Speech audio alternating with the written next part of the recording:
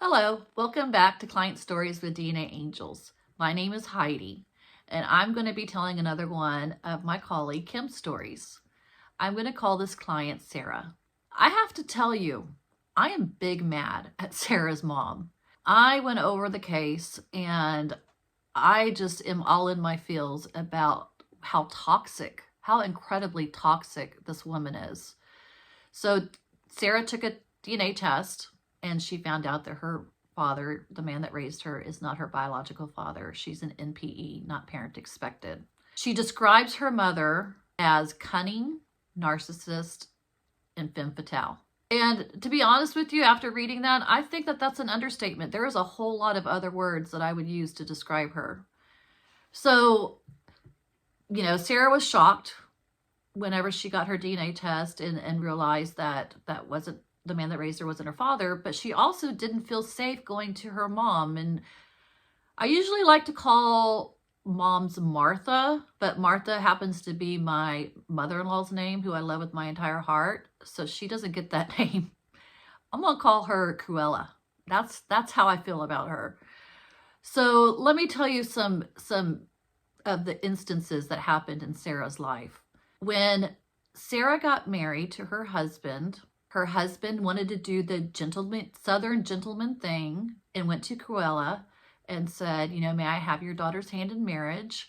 And it was a big surprise. Her husband, her fiance at the time, had planned this big to-do. And Sarah was getting ready for the date, and Cruella calls her and says, well, has he done it yet? And Sarah's like, what are you talking about? Well, has he asked you to marry him yet? Completely ruined her engagement for her. Then come the wedding day. Cruella shows up at the wedding. Can you imagine what she's wearing? A white lace dress. She wore a white lace dress to her daughter's wedding. Then at the wedding, she's overheard speaking to the other guests saying, I would have made a much better wife to him than what Sarah could ever be. Just terrible, terrible things. So back to her case. I'm sorry. I'm on a tangent about how mad I am at this mom. So back to the case, Kim is able to identify the grandparents. And Kim sends some names over to Sarah saying, do any of these, it came down to two brothers. Do any of these names sound familiar to you? And Sarah said, no, they don't. And so Kim said, well, let me do some more digging on them and see what I can find out. So she figures out that one of them happens to be the police chief of the city that they live in. Sarah remembers that her mom has a thing for men in power.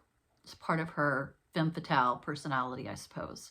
And so Kim had sent a picture of this police chief, and that Sarah said, oh my God, stop. He came to my house. I'm shaking. He came to my house every year and dressed up as Santa Claus. He was a police chief, but he dressed up as Santa Claus, and he came to my house at Christmas time playing Santa Claus.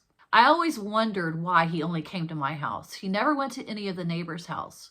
He only came to my house. So it was pretty much explained there. Sarah had decided that she wasn't in a safe place to go to her mother, even though her mother's alive. She's in her late 80s, but she knew that her mother, even if her mother would have been young, she couldn't have gone to her mother for any kind of explanation. She talked to her sister, though, and told her sister about it. And Cruella got wind that Sarah had done some digging into her paternity and got big mad. And she got the whole family turned against Sarah. She said Sarah had mentioned to Kim that the family thinks that DNA is not science and DNA is a lie, when in actuality, DNA is the only thing that doesn't lie. So unfortunately, this isn't a good ending for the client, Sarah. Sarah doesn't have anything to do with her mother. Her mother has turned the family away from her. Sarah has decided not to reach out to her biological father's family. The man, the police chief, is deceased. But I thought it was important to give both sides of the stories. We have positive outcomes and we have negative outcomes. And I think that it's important if you take a DNA test to know that there is a chance going into it that you might uncover some hidden mysteries within your DNA. And you need to be prepared for that going into it. I wish this story had a better ending. I wish I wasn't so mad at Cruella. Let's leave some support for Sarah. And I think the best way to do that is if you could leave black and white hearts to signify what just a toxic woman Cruella is.